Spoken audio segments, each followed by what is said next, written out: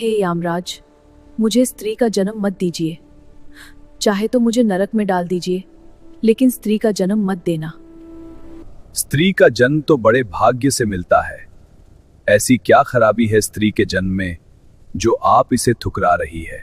हे यमराज, मैं आपको स्त्री के जीवन की 3 भयानक सच्चाई बताऊंगी, जिससे आप समझ जाएंगे कि मुझे स्त्री का जन्म क्यों नहीं चाहिए। नमस्कार, आपका स्वागत है। दोस्तों, गौमाता ने यमराज को बताई स्त्री के जीवन की ऐसी गंदी सच्चाई सुनकर आपके भी रोंगटे खड़े हो जाएंगे। ये सच्चाई हर पुरुष को और स्त्री को जान लेनी चाहिए। विवाह करने से पहले हर पुरुष को स्त्रियों की ये सच्चाई जान लेनी चाहिए, उसके बाद ही विवाह करना चाहिए। और दोस्तों, यमराज ने गौमाता को यह वरदान भी दिया है कि जो भी स्त्री गाय ये एक चीज खिलाएगी, वह सभी पापों से और कष्टों से मुक्त हो जाएगी। इसीलिए यदि स्त्री महापापी भी हो और वह गाय को यह एक चीज खिला देती है, तो यमराज उसके करोड़ों पाप माफ कर देते हैं। इसीलिए चाहे स्त्री हो या पुरुष, सभी इस अत्यंत ज्ञानवर्धक कथा को ध्यान से पूरा जरूर सुने। इस कथा को सुनने मात्र से ही मनुष्य के कोटि कोटि पाप नष्ट हो जाते हैं। तो चलिए बिना देरी किए हम इस कथा को शुरुआत करते हैं। दर्शकों, यह वीडियो हमने बड़ी ही मेहनत से बनाई है। अगर आपको हमारी मेहनत पसंद आए तो वीडियो को लाइक जरूर कर देना और कमेंट में जय गौ माता जरूर लिख देना। तो चलिए सुनते हैं। दोस्तों, प्राचीन काल की बात है। मध्य देश के एक नगर में एक पवित्र गौमाता ने अपना जीवन परोपकार करते हुए बिता दिया था। वह गौमाता वृद्ध हो चुकी थी और एक दिन संध्या काल में उस गाय ने शांतिपूर्वक अपने प्राण त्याग दिए। जैसे ही गौमाता ने प्राण छोड़े, यमलोक से 2 यमदूत धरती पर उस गाय की आत्मा को लेने पहुंचे। वे काले वेशधारी यमदूत उसके सूक्ष्म शरीर को सम्मानपूर्वक यमराज के समीप यमपुरी में ले गए। यमलोक में न्यायाधीश धर्मराज यमराज अपने सिंहासन पर विराजमान थे। उनके पास चित्रगुप्त लेखा जोखा लिए उपस्थित थे। यमदूतों ने गौमाता की आत्मा को यमराज के समक्ष प्रस्तुत किया और विनम्रता से कहा, हे धर्मराज, यह वही गौमाता हैं जिन्होंने अपना संपूर्ण जीवन मानवों के कल्याण में अर्पित किया। अब ये अपनी पशु योनियों का चक्र पूरा करके आपके न्याय हेतु उपस्थित हुई हैं। यमराज ने अपनी गंभीर दृष्टि उस गौमाता पर डाली और कोमल वाणी में कहा, हे गौमाता, पृथ्वीलोक पर तुमने अपने दुग्ध से अनेकों प्राणियों का पालन पोषण किया, मानवों को पोषण दिया तथा कभी किसी का अनिष्ट नहीं किया। तुमने सदा स्वयं कष्ट सहकर भी औरों का हित किया है। ऐसे पुण्य कर्मों के फलस्वरूप तुम्हें अब उच्चतर जन्म मिलेगा। गौमाता यमराज की वाणी सुन चुपचाप हाथ जोड़े खड़ी रही।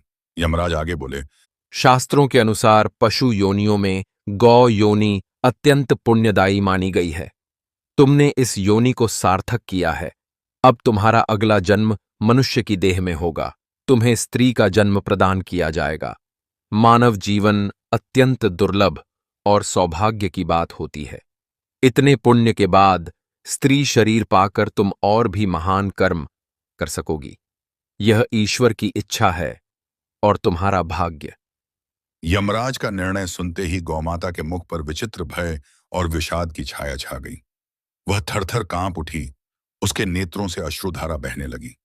अचानक गौमाता ने यमराज के चरणों में स्वयं को समर्पित करते हुए गिड़गिड़ाकर कहा, हे धर्मराज, मुझे ये वरदान कदापि मत दीजिए। कृपा करके मुझे मनुष्य स्त्री का जन्म न दें। गौमाता का यह निवेदन सुनकर यमराज चकित रह गए। उनके नेत्र आश्चर्य से फैल गए। आसपास खड़े यमदूत भी एक दूसरे का मुख ताकने लगे। ऐसा प्रतिवाद उन्होंने कभी नहीं सुना था कि कोई जीव मानव जन्म जैसा शुभ फल ठुकरा दे। यमराज ने गंभीर स्वर में कहा, हे गौमाता, तुम क्या कह रही हो? मानव योनि, वह भी स्त्री का जन्म प्राप्त करना कोई साधारण बात नहीं है। असंख्य जीव यह वरदान पाने के लिए लालायित रहते हैं। यह तो तुम्हारे पुण्यों का प्रतिफल है कि तुम्हें यह सौभाग्य मिलने जा रहा है। फिर तुम इसे अस्वीकार क्यों कर रही हो? मनुष्य तन में तुम ईश्वर का ध्यान और अधिक पुण्य कर्म कर सकोगी। यह तुम्हारे लिए स्वर्ग का मार्ग प्रशस्त करेगा। गौमाता ने रोते हुए सिर हिलाया और दुख भरी वाणी में बोली, हे धर्मराज, आप मुझे चाहे किसी भी अन्य योनि में फिर से जन्म दे दे। चाहे तो मुझे सर्प बना दे या बिच्छू कीड़ा मकोड़ा बना दे या किसी पिशाच योनि में डाल दे, यहाँ तक कि नरक में भी भेज दे। मैं सब कुछ सहने को तैयार हूँ, परंतु कृपा करके मुझे स्त्री का जन्म मत दीजिए प्रभु। यमराज गौमाता की ऐसी विनयपूर्ण परंतु दृढ़ आग्रह भरी वाणी सुनकर स्तब्ध रह गए। कुछ देर के लिए तो स्वयं धर्मराज भी निश्चल हो गए कि आखिर ऐसा क्या कारण है कि पुण्यात्मा गौमाता स्त्री योनि को नरक से भी कठिन मानकर ठुकरा रही है। यमराज ने अपना संशय प्रकट करते हुए पूछा, हे गौमाता, मनुष्य जन्म तो बड़े भाग्य से मिलता है, फिर तुम स्त्री जन्म से इतना भयभीत क्यों हो? तुम तो सदा मातृत्व और सेवा का प्रतीक रही हो। नारी स्वरूप में तुम्हें इससे भी बढ़कर सेवा व स्नेह का अवसर मिलता। तुम इसे तिरस्कार क्यों कर रही हो? क्या कारण है कि तुम पशु या पिशाच बनना स्वीकार कर रही हो, परंतु मानव स्त्री बनना नहीं चाहती? यमराज के प्रश्न पर गौमाता ने अपने आंसू पोंछते हुए गहरा निश्वास लिया। उसने अत्यंत व्यथित स्वर में उत्तर दिया, हे धर्मराज, पृथ्वी लोक पर रहते हुए मैंने नारी जीवन का जो हृदय विदारक सत्य देखा है, उसने मेरे हृदय में गहरा घाव कर दिया है। यही कारण है कि मैं स्त्री के रूप में जन्म लेने से डरती हूँ। यदि आपकी आज्ञा हो तो मैं आपको अपने जीवन की वही घटना विस्तार से सुनाना चाहती हूँ, जिससे मुझे स्त्री जीवन के दुखों का प्रत्यक्ष अनुभव हुआ। यमराज ने जिज्ञासापूर्ण दृष्टि से गौमाता की ओर देखा और धीरे से सहमति में सिर हिलाते हुए कहा, निश्चय ही गौमाता, मुझे वह रहस्य बताओ जिसने तुम्हें इतने पुण्य के उपरांत भी स्त्री जन्म से विमुख कर दिया है। मैं सुनना चाहता हूं कि पृथ्वी पर स्त्रियों ने ऐसा क्या गलत काम किया जिसे देख तुम इतनी व्यथित हो उठीं। निर्भय होकर अपनी पीड़ा कहो, यहां न्याय का शासन है, किसी के साथ अन्याय नहीं होगा। यमराज की अनुमति पाकर गौमाता ने अपने बीते हुए जीवन की घटना सुनानी प्रारंभ की। यम सभा में सन्नाटा छा गया। सभी ध्यानमग्न होकर गौमाता की करुण कथा सुनने को तत्पर हो गए। गौमाता ने धीमी और कांपती हुई आवाज में कहना शुरू किया, हे धर्मराज, वर्षों पूर्व की बात है, जब मैं अभी युवा थी। मैं एक नगर में सुदेव नाम के एक गरीब वैश्य के घर पली बढ़ी। सुदेव एक परिश्रमी किंतु साधनहीन व्यक्ति था, जो छोटी सी आजीविका से अपना परिवार चलाता था। उसके परिवार में उसकी पत्नी सुशीला और बस मैं ही थी। सुदेव और सुशीला निक संतान थे और संतान प्राप्ति के लिए ईश्वर से प्रार्थना किया करते थे।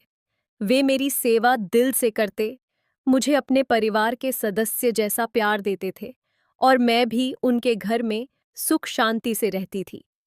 कुछ समय पश्चात भगवान की कृपा से सुदेव के घर एक संतान ने जन्म लिया। एक सांझ सुशीला ने एक प्यारी सी कन्या को जन्म दिया। नन्ही बच्ची के रुदन की आवाज उस घर में गूंजी। मैं तब घर के आंगन में बांधी हुई थी और भीतर से शिशु के रोने की ध्वनि सुनते ही सहज उत्सुकता से द्वार की ओर देखने लगी। मुझे लगा था कि घर में नया जीवन आया है तो हर्षोल्लास का माहौल होगा। किंतु हे धर्मराज, मेरा हृदय उस पल कचोट उठा जब मैंने देखा कि उस शिशु के जन्म पर आनंद के स्थान पर घर में गहन निराशा छा गई। सुदेव मंद गति से घर के भीतर से बाहर आए। संध्या का धुंधलका था। मैं आंगन में खड़ी थी। सुदेव के चेहरे पर उदासी व चिंता की गहरी छाया थी। उनके कदम जैसे भारी हो रहे थे। उन्होंने दूर आकाश की ओर देखते हुए एक ठंडी सांस भरी और बुदबुदाए, हे भगवान, यह आपने क्या किया? हमारे यहाँ बेटी जन्मी है, अब हमारा क्या होगा?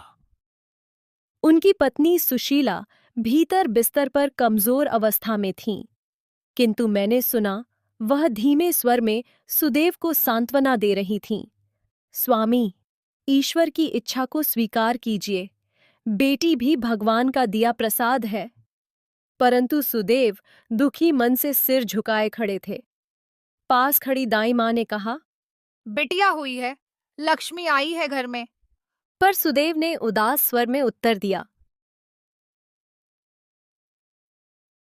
कैसी लक्ष्मी माँ? यह बेटी हमारे लिए बोझ बनकर आई है। बेटे के बिना वंश कैसे चलेगा? मेरी विरासत कौन संभालेगा? और ऊपर से इसके विवाह का खर्च। कहते कहते उनकी आंखें भर आईं। मैं यह दृश्य देख विचलित हो उठी। एक ओर घर के कोने में कपड़े में लिपटी हुई वह नवजात कन्या अब शांत थी, शायद अपनी माँ की गोद में सो गई थी। दूसरी ओर उसके पिता के मुख से ऐसे शब्द निकल रहे थे जो किसी भी बेटी के भाग्य को कोसने वाले थे। उस मासूम शिशु का क्या दोष था, हे धर्मराज? वह तो भगवान की देन थी, पर उसके जन्मते ही उसे बोझ और चिंता का कारण मान लिया गया। उस दिन मैंने पहली बार महसूस किया कि मनुष्य समाज में एक स्त्री के आगमन पर भी कैसा विरागपूर्ण वातावरण बन सकता है। धीरे धीरे रात हो चली। सुशीला बिस्तर पर निर्बल पड़ी यह सब सुनकर आंसू पी रही थी। मैं आंगन में बंधी ये सब नज़ारे देख रही थी। उस रात सुदेव ने किसी प्रकार अपनी नवजात बेटी को गोद में लिया तो सही, पर उनके मन में निराशा थी। उन्होंने बेटी का नाम यद्यपि बड़े प्रेम से सुनंदा रखा।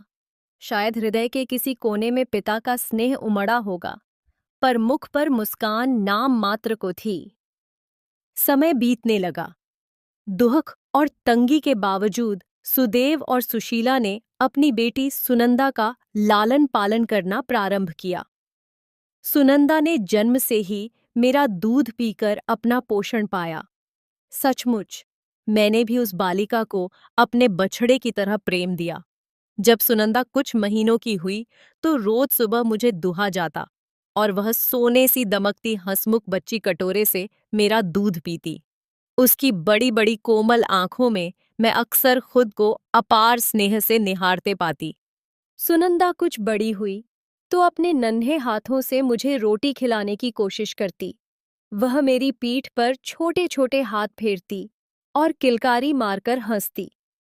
मैं भी प्यार से उसकी ओर निहारती और कभी उसके गाल चाट लेती तो वह खिलखिला उठती। घर में भले आमदनी कम थी, पर उस बच्ची की चंचलता से कुछ रौनक आ गई थी।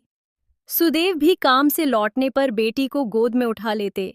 उस पल उनके चेहरे पर संतोष झलकता, मानो दिन भर का श्रम सार्थक हो गया हो। संभवतः बेटी के प्रति उनके मन का मैल धीरे धीरे धुल रहा था।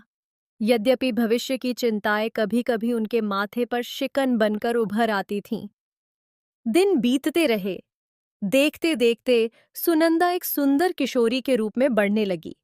माता पिता ने जैसे तैसे कठिनाइयों में भी उसे स्नेह और संस्कारों से सींचा।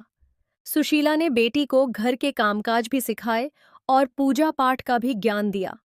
सुनंदा रूप और स्वभाव दोनों में मनमोहिनी थी।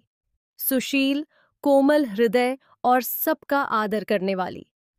उसे देखकर सुदेव को गर्व भी होता और एक चिंता भी मन में उठती। बेटी जवान हो रही है, उसका विवाह कैसे होगा?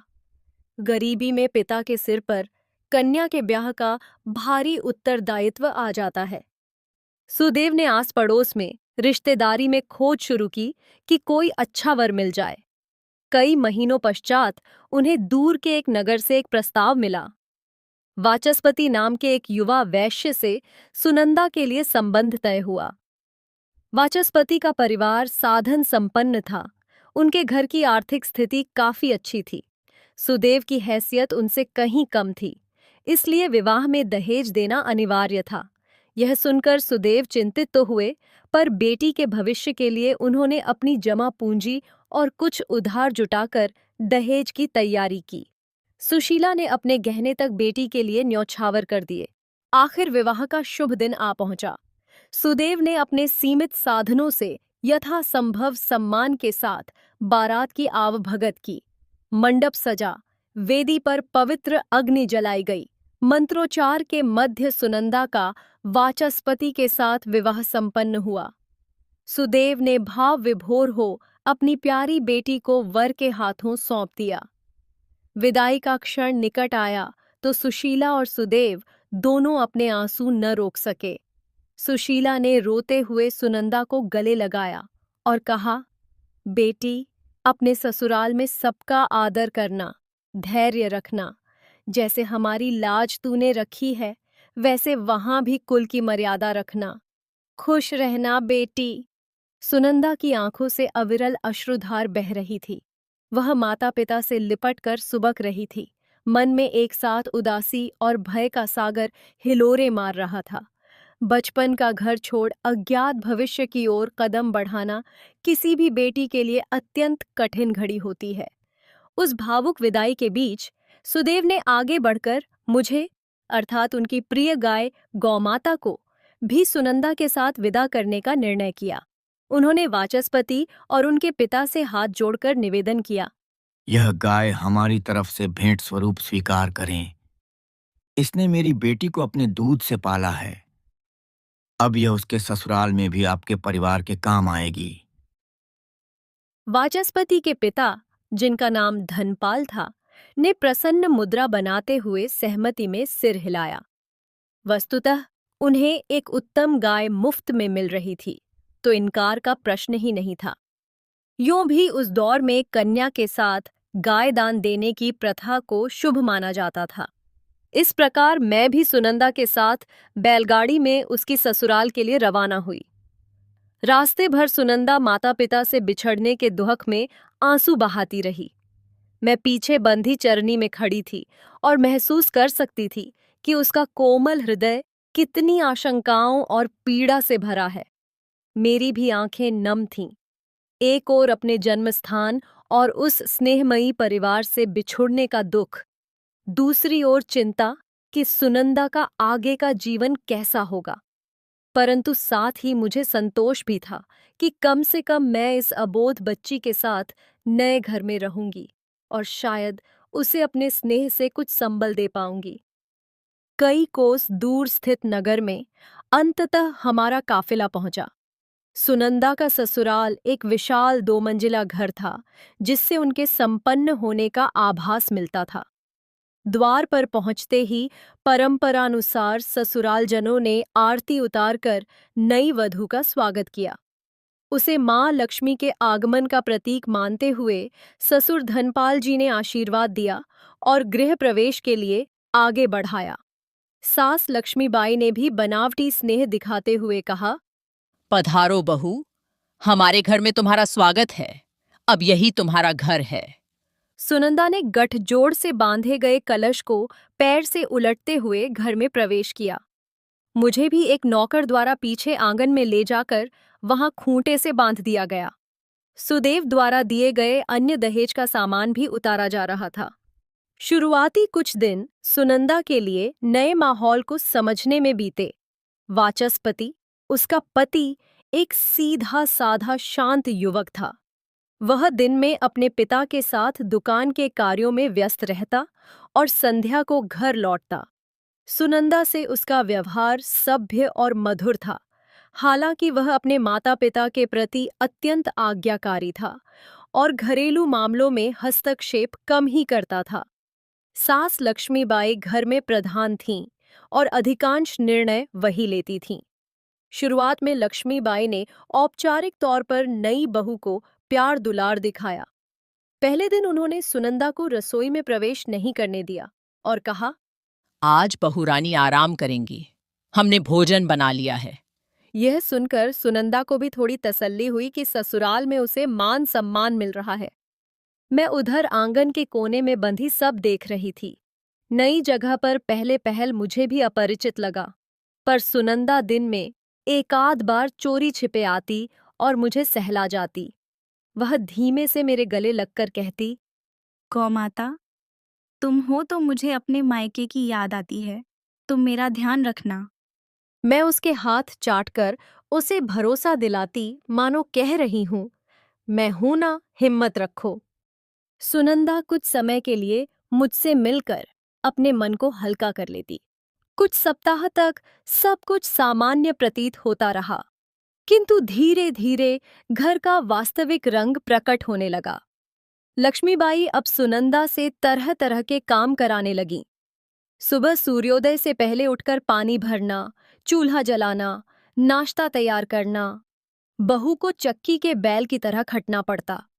पहले जो सास उसकी बलैयां ले रही थीं, अब छोटी छोटी गलतियों पर खरी खोटी सुनाने लगी। एक दिन भोर में ही आदेश मिला, बहू उठ जा, सबके लिए पोहा बनाकर चाय चढ़ा। सुनंदा नींद से तुरंत उठकर रसोई में लग गई, पर नई जगह थी तो चूल्हा सुलगाने में उसे देर हो गई। पोहा भी शायद दूध में जरा ज्यादा पक गया तो कुछ गीला हो गया। बस फिर क्या था, नाश्ते की थाली देखते ही लक्ष्मीबाई का पारा चढ़ गया। उन्होंने तेज आवाज में सुनंदा को डांटना शुरू किया। ये क्या हालत बना दी खाने की?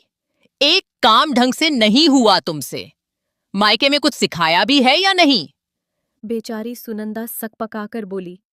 माताजी, मुझसे गलती हो गई, आगे ध्यान रखूंगी। उस दिन पहली बार मैंने देखा कि जिस घर में कुछ समय पहले तक बहू का स्वागत हुआ था, वहां अब उसके आत्मसम्मान को आहत करने में देर नहीं लगी। धीरे धीरे रोज का यही क्रम बन गया। जरा जरा सी बात पर सास का गुस्सा फूट पड़ता। कभी आटा गूंदने में देरी हो जाए तो ताने कि मायके में रानी बनी रहती थी क्या, जो इतना वक्त लग रहा है? कभी कपड़ों में जरा सी कमी रह जाए तो तुम्हारी माँ ने कुछ नहीं सिखाया क्या तुम्हें? ससुर धनपाल भी हर बात पर पत्नी की हाँ में हाँ मिलाते। यदि सुनंदा थकी हुई दिखे तो कटाक्ष करते। बहू को तो काम करने की आदत ही नहीं, देखो जरा हमेशा सुस्त पड़ी रहती है।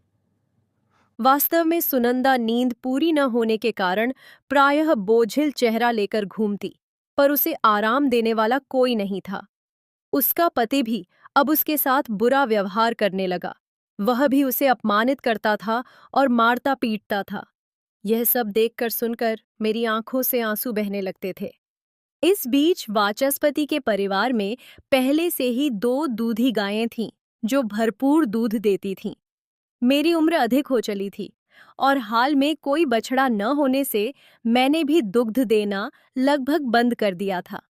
आरंभ में 2-1 दिन तक उन्होंने मुझे चारा पानी दिया, पर जब देखा कि दूध की मात्रा बहुत कम है तो मुझे घर के पीछे खुले कोने में बांध दिया गया। वहां न धूप से बचाव था न वर्षा से। एक टूटी छप्पर की आंचल भर थी। बकरी और दूसरे जानवर भी वहीं पास में बंधे थे। मेरे हिस्से का चारा भी अक्सर कम कर दिया जाता, क्योंकि परिवार का ध्यान अपनी अधिक दूध देने वाली गायों पर था। सुनंदा दिन भर घरेलू काम में पिसती रहती, पर जैसे ही फुर्सत मिलती छिपकर मेरे पास आ जाती। वह मेरे लिए रसोई से बची हुई रोटी या चारे का गट्ठर ले आती और खुद अपने हाथों से मुझे खिलाती।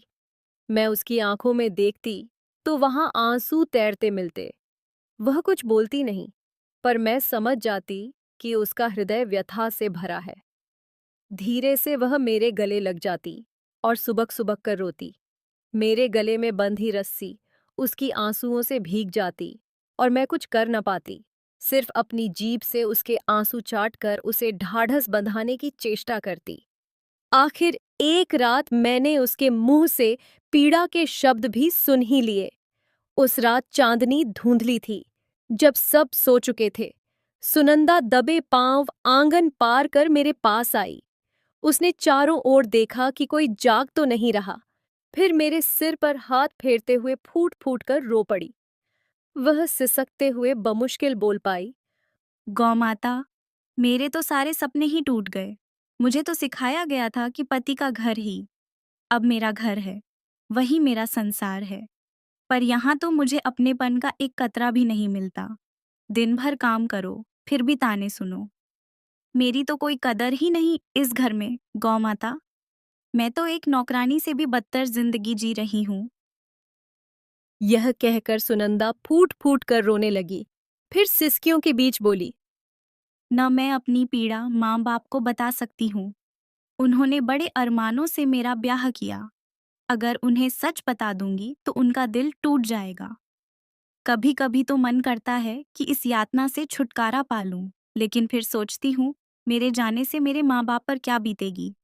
मैं उसकी बातें सुनकर असीम वेदना महसूस कर रही थी।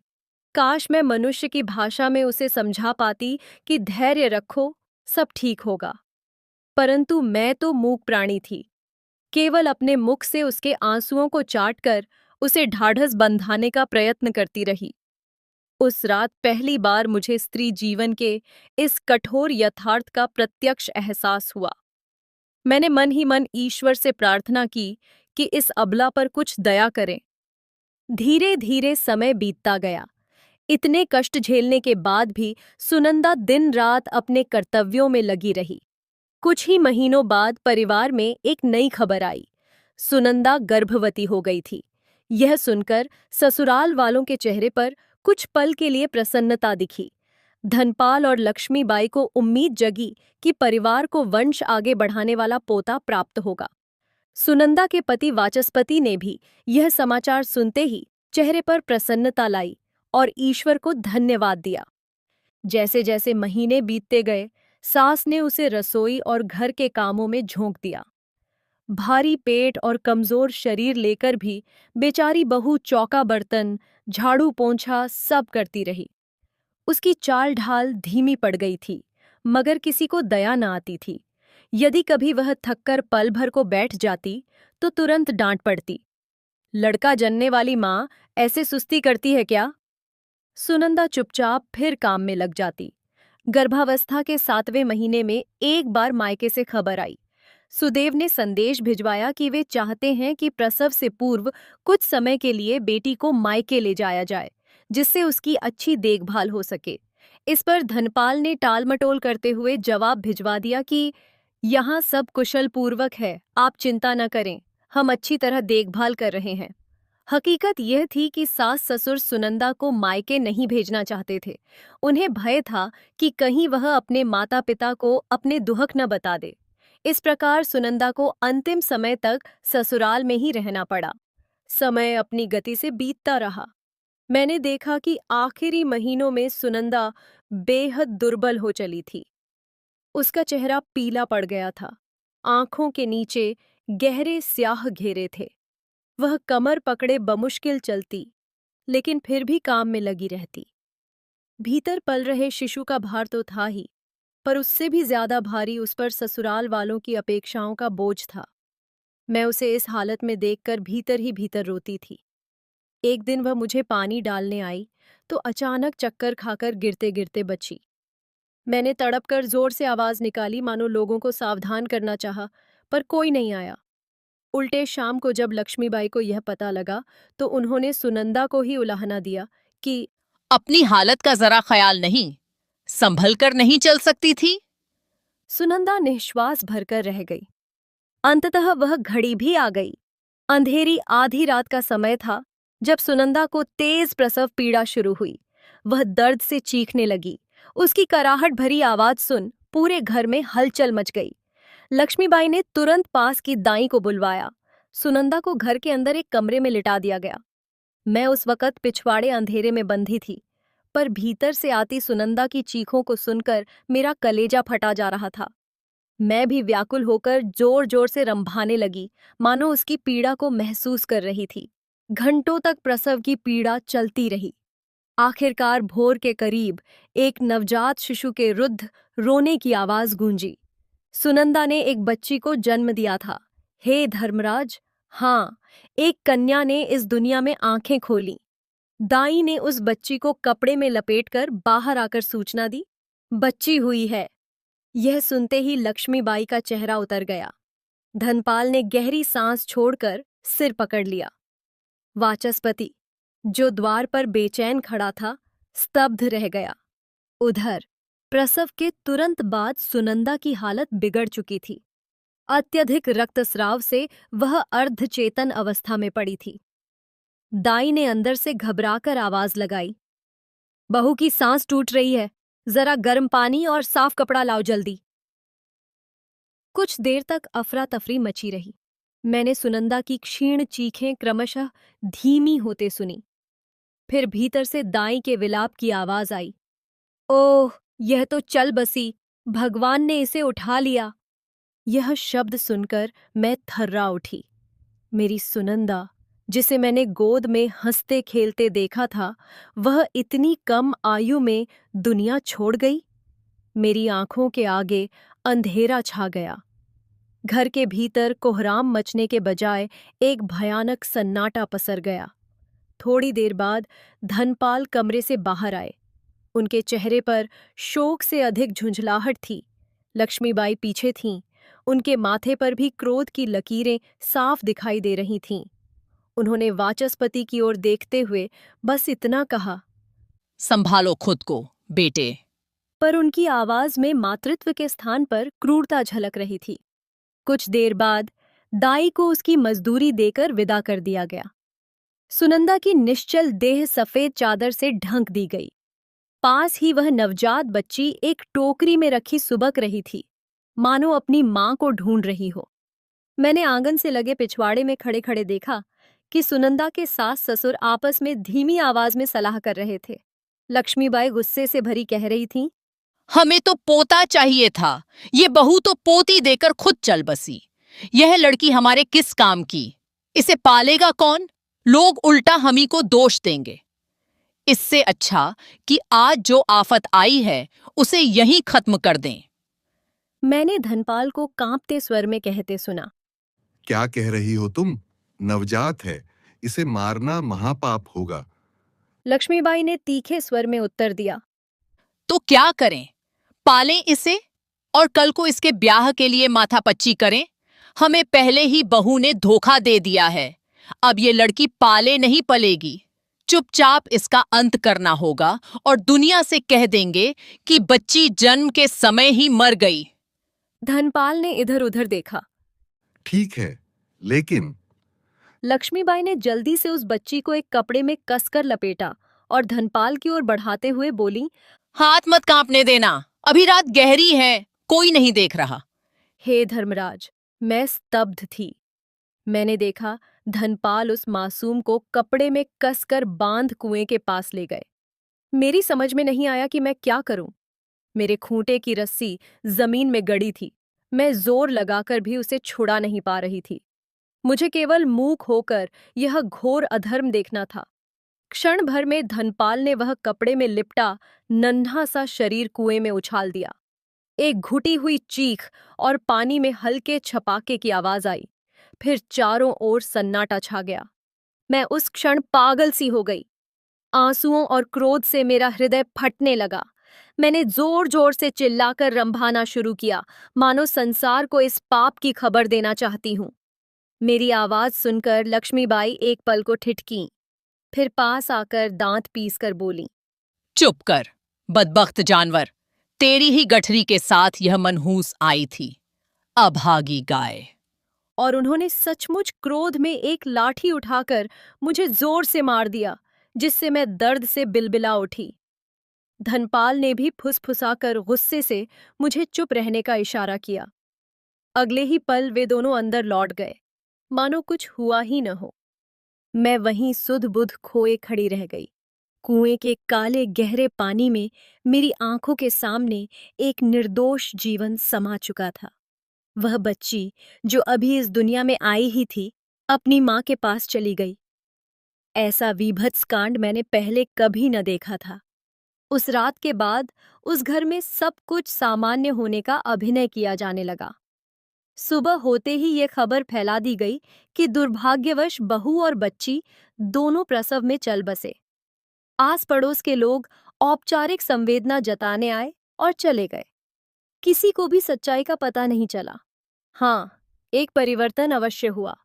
अब उस घर में मेरे होने न होने का किसी को भान न रहा। सुनंदा के गुजरते ही मानो मुझ पर दया दिखाने वाला भी कोई न था। मुझे पिछले आंगन में ही बंधा रहने दिया गया, बिना चारे पानी के। 2-3 दिन तक मैं भूखी प्यासी अपने खूंटे के पास उस दरवाजे को निहारती रही, जिधर से हर दिन मेरी सुनंदा हंसते हुए आती थी, मुझे सहलाती थी, रोटी खिलाती थी। अब वह दरवाजा सूना था और मेरे पुकारने पर भी कोई नहीं आता था।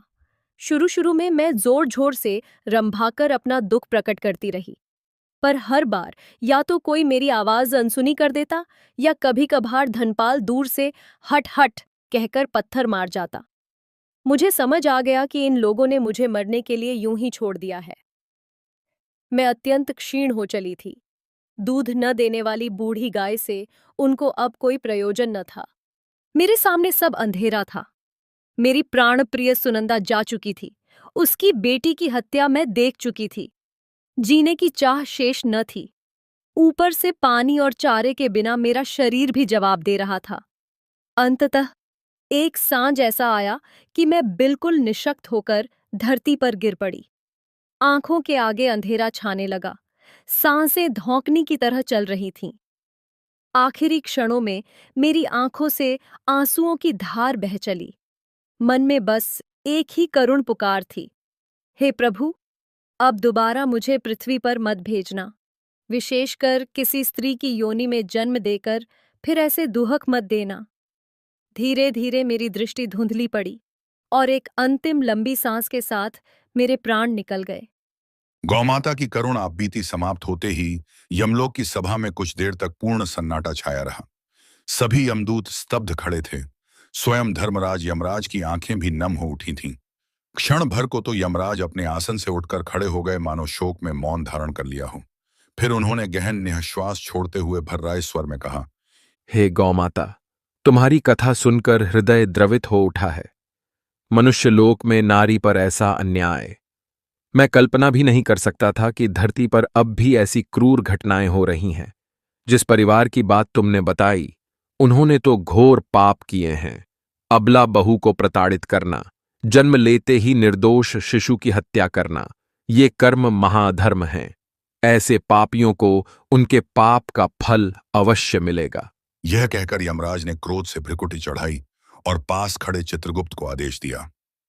चित्रगुप्त, उस सुनंदा के सास ससुर और पति का जीवन लेखा अभी देखो। जब उनके जीवन का अंत हो और वे यहां उपस्थित हों, तो इन्हें उन अपराधों के लिए कठोर से कठोर दंड दिया जाए। इन्होंने जो बीज बोए हैं, उन्हें नरक में भोगना पड़ेगा। फिर यमराज ने शांत होकर कोमल स्वर में गौमाता से कहा, हे पुण्यात्मा गौमाता, तुमने आज हम सबको एक गहरा सबक दिया है। तुम्हारे हृदय पर जो बीती वह वास्तव में दुखद है। मैं समझ गया हूं कि तुम स्त्री जन्म से इतनी भयभीत क्यों हो। नारी जो स्नेह, ममता और त्याग की मूर्ति होती है, उसके साथ यदि ऐसा अत्याचार हो तो यह सृष्टि का सबसे बड़ा अन्याय है। तुमने अपने जीवन में जितना कष्ट सहा है, मैं उसे व्यर्थ नहीं जाने दूंगा। धर्मराज ने अपना निर्णय सुनाया। हे गौमाता, मैं तुम्हारे पुनर्जन्म का विधान बदलता हूं। तुम्हें मनुष्य योनि में स्त्री का जन्म नहीं दिया जाएगा। तुमने अपने पुण्य कर्मों से जो फल अर्जित किया है, उसके अनुसार तुम्हारा स्थान अब सीधे स्वर्गलोक में होगा। मैं तुम्हें मनुष्य जीवन के समस्त बंधनों से मुक्त करके दिव्य लोक का वरदान देता हूं। तुम स्वर्ग जाकर सुखपूर्वक रहोगी, वहां तुम्हें कोई कष्ट नहीं मिलेगा। साथ ही तुम्हारे माध्यम से मैं एक विशेष आशीर्वाद समस्त स्त्री जाति को देता हूं। आज से जो भी स्त्री रसोई की पहली रोटी गौमाता को खिलाएगी, उसके साथ कभी अन्याय नहीं होगा। उसके जीवन के कष्ट स्वयं मैं हर लूंगा। गौमाता की आंखों से कृतज्ञता के आंसू बह चले। उसने हाथ जोड़कर यमराज को नमन किया और बोली, हे धर्मराज, आपकी असीम कृपा के लिए मैं आपकी आभारी हूं। आपने मेरे हृदय का भय हर लिया और मेरी आत्मा को शांति प्रदान की। तो दोस्तों, यदि आपको यह कथा अच्छी लगी हो तो इसे लाइक अवश्य करें। अपने विचार हमें नीचे कमेंट में लिखें और इस कहानी को ज्यादा से ज्यादा लोगों तक शेयर करें ताकि इसका संदेश सब तक पहुंचे। और कमेंट में जय गौमाता अवश्य लिखें। साथ ही हमारे चैनल को सब्सक्राइब करना न भूलें, क्योंकि हम आपके लिए ऐसी ही शिक्षाप्रद और भावनात्मक कथाएं लेकर आते रहेंगे। धन्यवाद।